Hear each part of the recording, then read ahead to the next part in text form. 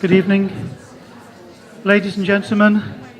Welcome to the second seminar in the 2017 Engage Seminar Series, Liverpool UNESCO World Heritage Site, a status worth fighting for?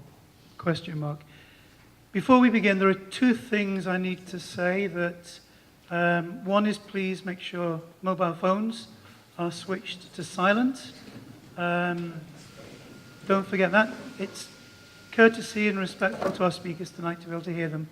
And if there's a fire and the fire alarms go off, follow the emergency exits, which are over here and over here. So, yeah, that's all we need to know for the housekeeping. We've chosen to hold each of the seminars in this series in a different part of the World Heritage Site. And it's a delight to welcome you tonight to the Museum of Liverpool on our iconic waterfront, whose visual impact UNESCO is trying to protect as part of the outstanding universal value of the site. This very building is an example of how development and conservation can go hand in hand without inhibiting progress or frustrating growth. Indeed, on the adjacent site here on Man Island, another modern, controversial design was acceptable to all parties. As the largest national museum to be built in the UK in over 100 years and situated on the UNESCO World Heritage Site next to Liverpool's famous Three Graces, principal architect and creative director of 3XN, Kim Herforth Nielsen, was fully aware of the magnitude of the challenge when it came to designing this building. And I quote from him: "The museum's design is the result of a very rigorous process where it was of the utmost priority to listen to the city inhabitants, learn the city's history, and understand the potential of the historical site that the museum now sits upon." This seminar series is designed to allow the voice of UNESCO to be heard in order to understand more fully the extraordinary advantage the city has in being designated a World Heritage Site. In the first seminar, Isabel Anatole Gabriel told us, I quote from her speech, "The Museum of Liverpool and Man Island are recent examples of the investment made in the past for the future. These projects have brought new architectural assets while contributing to the renovation and redevelopment of an important space in the core zone of the property. On behalf of UNESCO, I wish to commend Liverpool City Council and its partners for the scale and the quality of these projects, which combined new contemporary urban patterns with the historic Docklands landscape." Tonight's theme is development and conservation, why the conflict? Framing the debate as a binary between development or conservation, progress or heritage, has damaged our ability to see other approaches, to understand different perspectives, to appreciate that actually you can have both, and many places succeed perfectly well in achieving regeneration without compromising their history. We in this city know well the arguments that have been regularly rehearsed in public and in the media, supporting the need to accept all plans put forward that bring jobs and homes to the city. We simply cannot afford to refuse development that assists our attempts to put food on the table and jobs to our people. Tonight we're going to listen to the voice of UNESCO as it addresses this vital question. Last time, Isabel Anatole Gabriel made it perfectly clear that, I quote, "My presence here is to tell you that we, at UNESCO, care for Liverpool. We want to keep Liverpool on the World Heritage List. However, this isn't just about how UNESCO feels about us, but is about listening to the concerns UNESCO has consistently expressed about our ability to manage the heritage that is, as Isabel declared last time, quote, a jewel, because it embodies one part of the history of humanity itself. We will hear from Professor Michael Turner, who has flown from Israel to be with us tonight, and from Adam Wilkinson, who has come down by train from Edinburgh to add his perspective to our discussion. But first, let me explain that Engage at every meeting actively encourages connectivity between residents, stakeholders, and students of the city centre. And so I want to ask you now just to spend a moment introducing yourself to those people around you, either side, behind you, in front of you. Just share your name, where you've come from, and why you're here tonight. Off you go. While you're all busy introducing yourselves, it's worth saying we have a group of students from the School of Architecture at the university who are from all over the world. Some of you will have been lucky to hear where they're from, a large group here from China, which is wonderful. And we also have Professor Hilmar Schäfer, who's flown in from Germany. Hilmar, just stand up. Hilmar flew in last time. Stand up, let's see you. Come on, don't be shy. Give him a round. Flew all the way from Germany just to be part of this series, which is fantastic. So delighted. And also I want to welcome especially members of the Mayor's Task Force in the Heritage Board who are here tonight as well. So you're very, very welcome. Thank you very much for coming. We will introduce our speakers now, and then following their presentations, you will be given a few moments to share first impressions and reactions, again, with those around you. Then we'll ask our panel members for their brief reflections, following which I'll open the discussion to everyone. We'll try to bring the proceedings to a close by 7:30. Please tweet during the seminar. And the hashtag is on the screen, Liverpool World Heritage Site WHS. And we are at Engage Liverpool. Last time, in our last seminar, the hashtag we used was trending #1 in Liverpool that night, which is wonderful. So please feel free. We'd like you to use social media. I should also say that this is being live streamed. So there are people watching this on Facebook in very many different parts of the world. And we should welcome our audience wherever they are tonight. I want to thank our sponsors who have made this series possible, Red Wing Living and Alexander Wyatt Solicitors. So first I want to welcome and introduce our 3 local panellists this evening. In the far side of the table is Councillor Hetty Wood, who's Chair of Regeneration Housing and Sustainability Select Committee. In the centre is Professor Dinah Birch, who's Pro-Vice Chancellor for Cultural Engagement and also Chair to the Heritage, Arts and Culture Committee at the University of Liverpool. And Michael Burkett, who's the Group Chief Executive of the Regenda Group and one of our sponsors tonight. So let me introduce our guest speakers. Our national speaker on the far end of this near table is Adam Wilkinson, Director of Edinburgh World Heritage since April 2008. Adam is an acknowledged expert in the sustainable management of historic cities.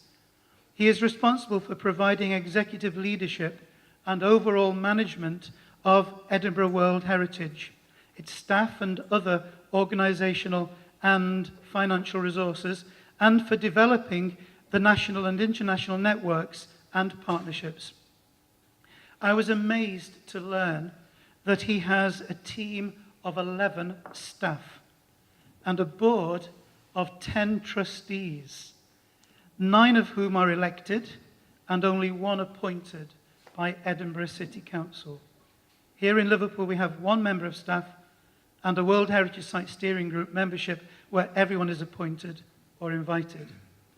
In Edinburgh, he has championed an integrated approach to heritage management through the work of his team in conservation learning and advocacy.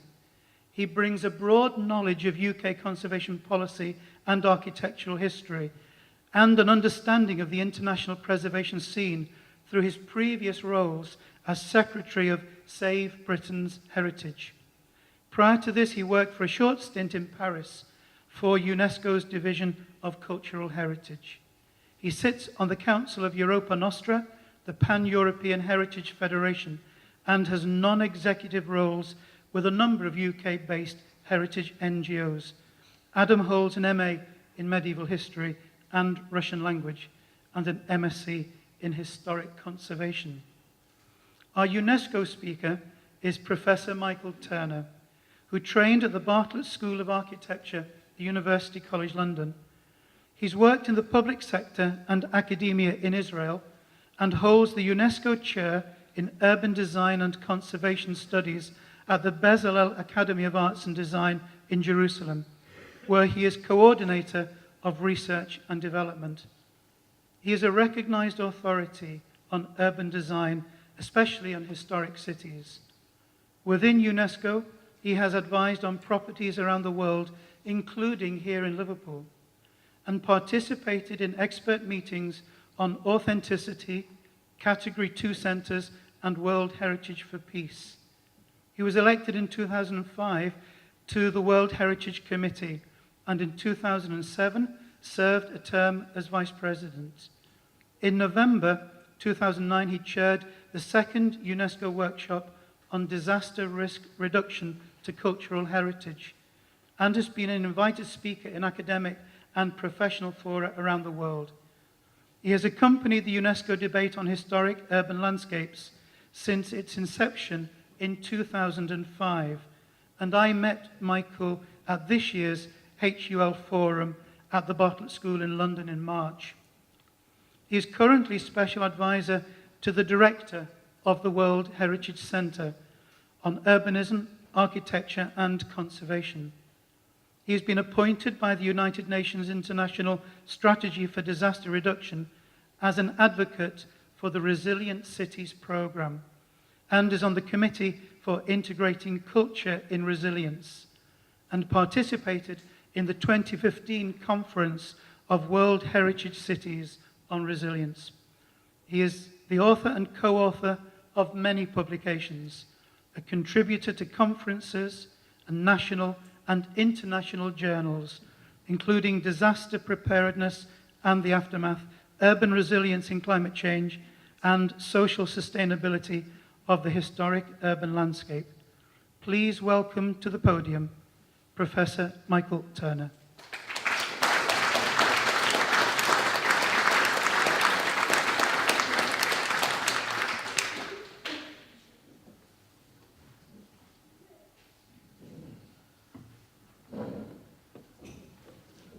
Thank you. Good evening. I'd also like to thank, first of all, the host, the place, which is customary to greet, first of all, the museum, and also of Engage Liverpool, and specifically Jerry, who has been the dynamo for this seminar series. I'd also like to build on the information which Isabel had given at the first presentation together with Henry from Historic England, and this in fact has set the scene, and I hope that this will be helpful for the last series, which will be, you'll have the opportunity of meeting our colleague Minja. I think I'd really like to start with a small quote, which is about a region, this 7-mile sequence of granite-lipped lagoons, which is invested with some conspicuous properties of romance, and yet its romance is never of just that quality one might perhaps expect, neither of the land nor the sea, but possessing both the stability of the one and the constant flux of the other, too immense, too filled with the vastness of the outer to carry any sense of human handicraft. This strange territory of the docks seem indeed to form a kind of fifth element, a place charged with demonic issues and demonic silence. Written in 1907 in Liverpool. So I think that what we're going to do is going to be a really bit of a roller coaster. And I'm going to really bite the bullet right at the beginning and have said, why the conflict? I don't know. But in fact, I'm going to give you some thoughts and some ideas which we can then speak about. And I'm going to look then at utopias and visions. So perhaps we've got conflicts about what we believe in, values and interpretations, which might relate to World Heritage. Generation gaps and changes. The gaps are also becoming smaller in time. Competing interests. Also the issue of processes and projects, short-term and long-term activities, and the lack of tools which we actually have to deal with the conflict. And I've given that as 1945 because in fact we're going to look at a particular period of post-war when in fact we had large-scale developments. And the seminal time was in 1972, not just with the World Heritage Convention, but also the Stockholm Conference relating then to environment. And I don't think we can resolve the conflict, but at least we can contain it. So we're looking then, how do we manage change? How do we accept diversity? The sharing of benefits, participatory processes, sustainable development, and also inclusive, safe, resilient, and sustainable cities, which is part of the Sustainable Development Goals of the United Nations. So let's take the first potential for conflict. We all have utopias. We have images of the best life that we would like to have. We're basing ourselves on the fact that everybody has got some ideal that they want to be good, that they want something which is best for our city, for our family, for our neighborhood. And I'm going to then look at it always with a little bit of a Liverpool flavor. It's nothing to do with World Heritage. So we look here of the issues of Thomas More generating this idea of utopia. But we also have William Morris with News from Nowhere. I actually found that there's a shop here in Liverpool with News from Nowhere. And also Ebenezer Howard with Tomorrow, a peaceful path to real reform. So what we look then are the visions of utopia in Liverpool of the 19th century. There were industrial visions which took place. Then we also have then also the idea of Port Sunlight Village, an amazing aspect of utopia, of reforms which are taking place. And these reforms continued within the 20th century with Wavertree Garden Suburb, and also then, and I as a young student in the end of the 1950s actually made a trip looking at the cathedrals. We went to Coventry, we came to Liverpool, must have been 1959 I think, and later on we actually visited Runcorn. This was really the new towns of actually looking at. So, but these come from images of utopias, of people willing to actually seeing something of what they would like to look in the future. But the most interesting case for us in Liverpool, if I speak about 1945, is in fact rebuilding in the post-World War and in fact the utopias. If I mentioned the time that I grew up and I was at school at the City of London, I'd walk to school and seeing the areas completely blitzed and only seeing the miracle of London with St. Paul's Cathedral actually standing. But in fact that it came about with the architecture of the opportunity of the Brave New World. So we're looking at, on one hand, the wars, and the wars, the implication of socioeconomic changes. But it also came together with utopias in as much as that the Eastern Europe looked at Reconstruction. So therefore, we can look at the standard of looking at Warsaw and looking at then the London Barbican, which was then an amazing rebuilding of London, something which even after the Great Fire of 1666, they could not actually take place. So we can see now that both of them had utopias. Both of them want the best thing for what they wanted to have, and yet we have then two dramatically different approaches, that which was then of Eastern Europe and also then of currently of what was in the London Barbican. I won't dwell on this too much because we could look then at the issues of what happened in Coventry, what happened then in other places in Europe which had certain amount of reconstruction and not, but nevertheless it just gives us the understanding that after then a destruction, then what can be done? What are the options which are available? So the next conflict might be is that of values. And I'd like to quote from the Borough Charter, not just the first paragraph, but the second part, that places may have a range of values for different individuals or groups, and values are continually being renegotiated. So we can see the actual the Forbidden City and the palace there at one time has now become like a tourist attraction. If we look at the Hagia Sophia, which from a church to a mosque to a museum, then shows that, in fact, we change our values. Now, that really questions the issue if there are any outstanding universal values, if, in fact, they will have different values for different individuals, and also they are being renegotiated. And I can say that the values which I had as a student are dramatically different than the values that I have now. I don't know what I should be able to say. Am I inconsistent? Should I be allowed to change my values? What happens to it? And how do we then manage these aspects of value? So values become in conflict because they do have a range of values for different people will then relate to it in a different way. So the next conflict which we might deal with is generations. So the generations will, Paul Mannheim actually dealt with it in his very interesting book about looking at biblical generations. And this was the idea of sustainable development. Yes, we can then give to people, we mustn't take from the next generation. Well, generations have different values. The scientific revolution was sort of rather a long period. The Industrial Revolution was yet then a smaller period, but then we now are getting revolution after revolution, social revolutions, then commercial revolutions, environmental revolutions, digital revolution. We now have revolutions and about generations, that a generation of now an object hardly has 1 year. So we now then get the understanding that also that the ideas of different revolutions and different ideas are made decisions in one generation, have great difficulty in transmitting themselves into the next generation. Yes, I know what my grandchildren say about me. It says, okay, Grandpa, you're sort of like somewhere behind us. But in fact, that we're looking, therefore, of conflict between generations and ideas, and this is yet another room for debate. I would put the music on, but you're all very welcome to join me in singing this. But it's competing values and interests.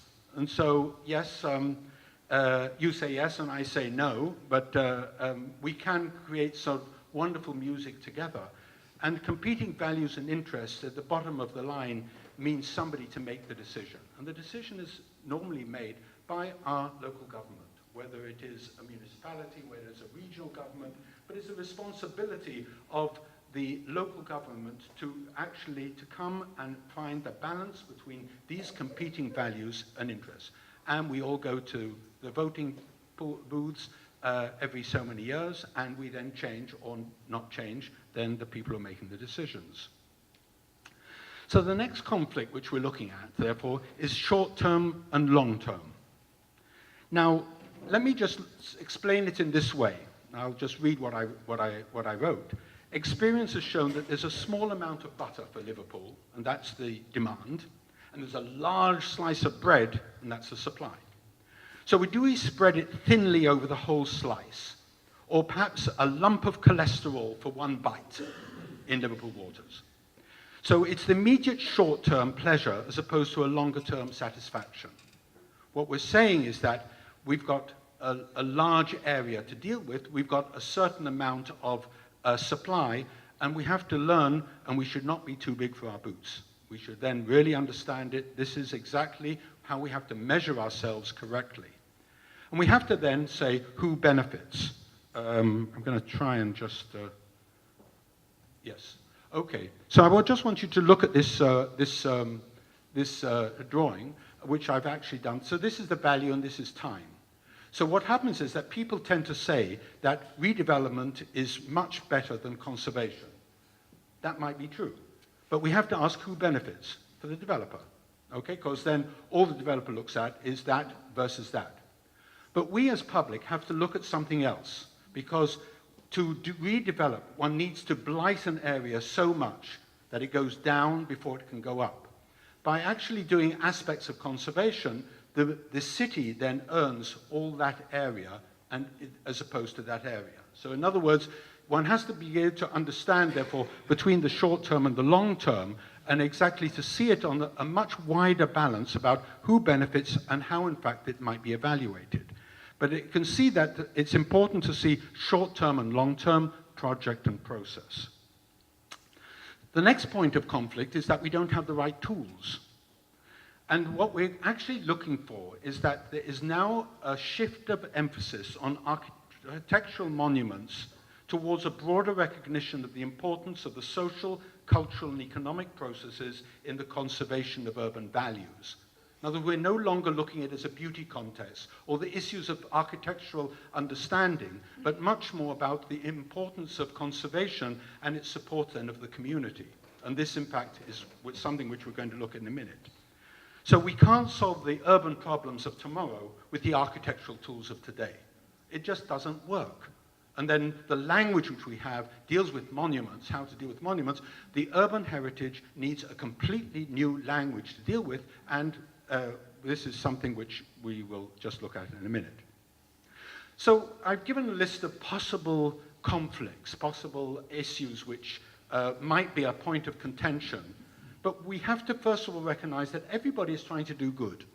I mean, this is the thing. That it's not, we're not dealing with somebody who's trying to be really evil. We're just trying to then manage exactly the good ideas and the utopias of what people feel they would like to go towards. So what we really need to do is to managing change. This is not the issue of a monument. This is a city. City is changing, whether it is shrinking or stabilizing like Liverpool, or like Shanghai, doubling from 13 to 23 million people in 20 years. I mean, that is a completely different ballgame. So, but nevertheless, they're both having to deal with managing change. And this is the part of the management which we have to understand and not look at it as an architectural monument or particular part. So what we're looking at now is the importance of, therefore, for monuments to include living cities, whether it is degeneration or regeneration. We're also looking for monuments to living cities, so it's tourist single attractions or to managing the transportation of a city. And it also then looks, therefore, as the importance of a setting and context. So up till now, if we've looked at the monument, and I think I did listen to the video of the first seminar, and the question was also, okay, what about London and their things? Well, they were not declared as living cities. They were declared as monuments. And the relationship is very different than Liverpool, which is then trying to be a living city. So we're looking at old and new pressures on urban landscape, and believe you me, the problem in Liverpool is similar to many, many other living cities, and I think that this is where we have to come together and see exactly how it needs to be resolved. And what is looking at volumes and shapes, iconic architecture. People want to be iconic. They want to generate identity like the 19th century left us with a legacy of identities. We're looking at demolitions, materials, and urbanization.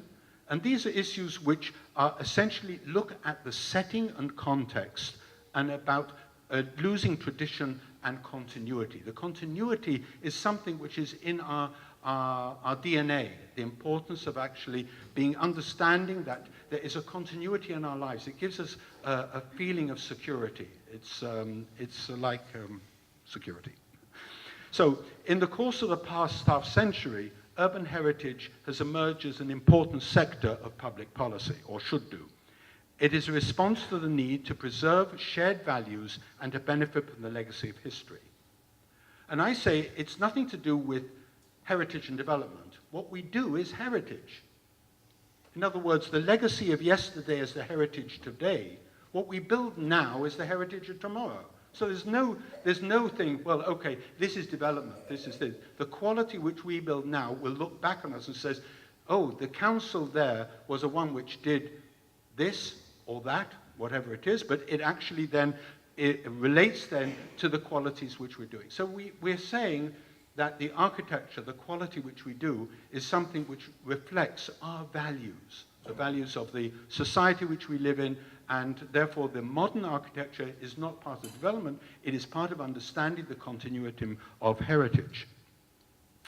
So now let's look then at where we stand then from 1972. I said that 1972 was the change of time. And in fact, on the right-hand side, we're looking at then what is happening around us in the world. Remember, let's say that Liverpool we're part of a global structure. In fact, Liverpool developed itself because of the global structure. In other words, we shouldn't be turning our back on what's happening around the world. It became a part of the empire because of being global. So let's see. First of all, 1972 was the reaction against commercialization, which took place in a frenzy after the Second World War. And the Stockholm Conference set the word environment firmly in the place. And at the same year, connected was the World Heritage Convention. And it came through people of nature. It was nature, not culture, which led the crusade. And when we look then at the issues then of the Brundtland Report of 1987, was the first time that the word sustainable development came on. I have great difficulty in this sustainable. I feel that I should be cheering, but my students say, well, what should we be doing? I don't really know what I should be doing, really, for sustainable development. Okay, the motherhood statements we all know, but I think that we have to be a little bit more understanding that sustainability is not just between generations in time, but in place. One place can sustain another. In other words, I have got an idea that conservation areas are not sustainable. So we do not support conservation areas. Conservation areas are sustainable because they have development around it and connected and interconnected, which support it. But it's not any development, it's sustainable development, and this is what we have to then look at. So let's move on. In the year 2000, what happened is that the whole issues of intangible came on board. Suddenly we said, okay, it's not just the architecture, we have to deal with the intangible cultural heritage, diversity of cultural expressions. We then start to then deal with so many new things about understanding ourselves and our neighbors, and then of social transformations because people are now moving around the world. Now, not in Liverpool, but I was in Berlin of the future of the European city. There must have been something like 500 people in the room, and I said, who is living in the city they were born in? And 5 people put up their hand. Now, okay, but this is happening in Asian cities, that with the movement of people, that heritage now does not belong to people, but belongs to place.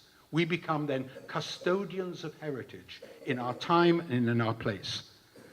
And then we get the Vienna Memorandum, 2005. UNESCO then is then faced with tall buildings, which is really a complete red herring, and then generates then an approach which is called the historic urban landscape.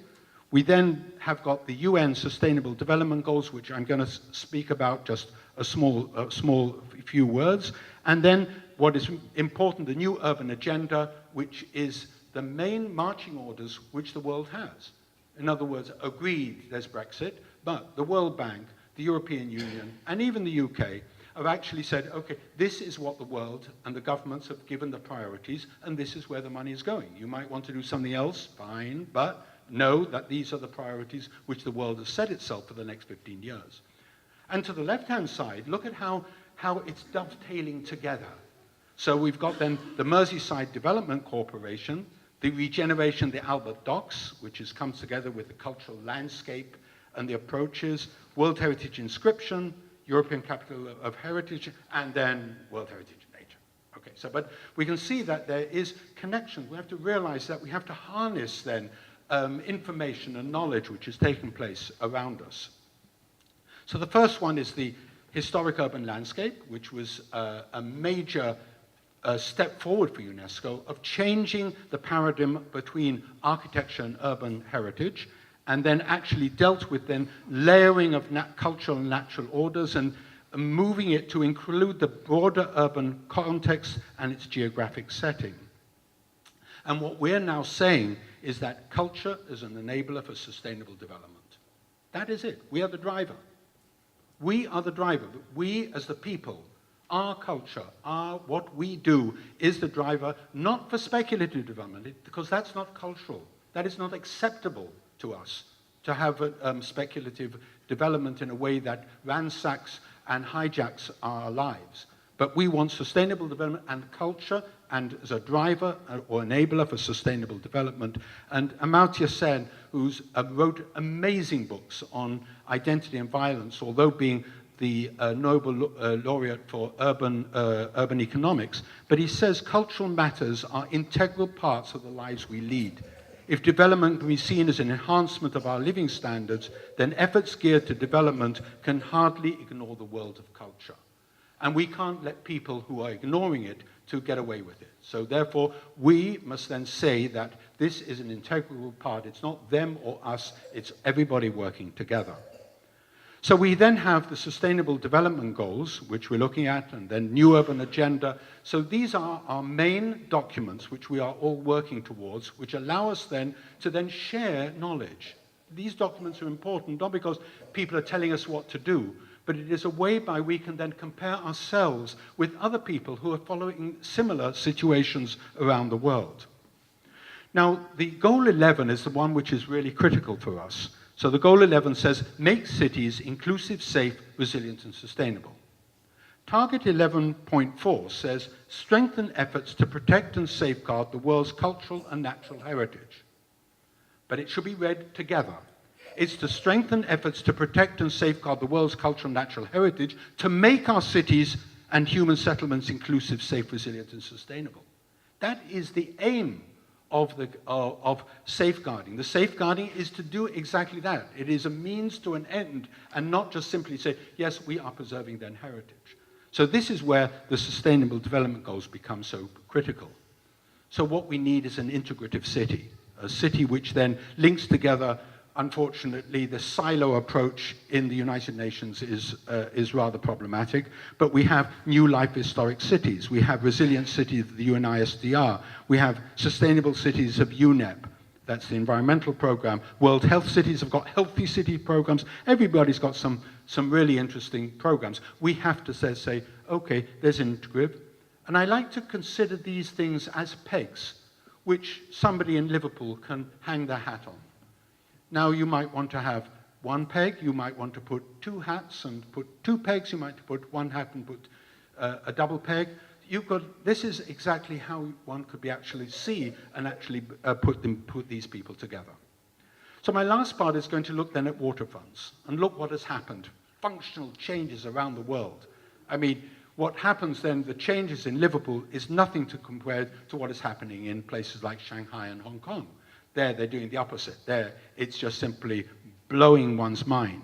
The red is the fast growth, okay, and the green and the blue, which you can see in Liverpool, is where it's going quite badly. So we're just looking at functional changes. I want to just look at these 5 books which I put together and see how the texts have changed how people relate to waterfronts. In 1980, when it first started, Improving Your Waterfront, a practical guide. Okay? By the year 2006, it's already Tourism, Culture and Regeneration. In 2011, we've already got Experiences in City Building. We've also got branding now.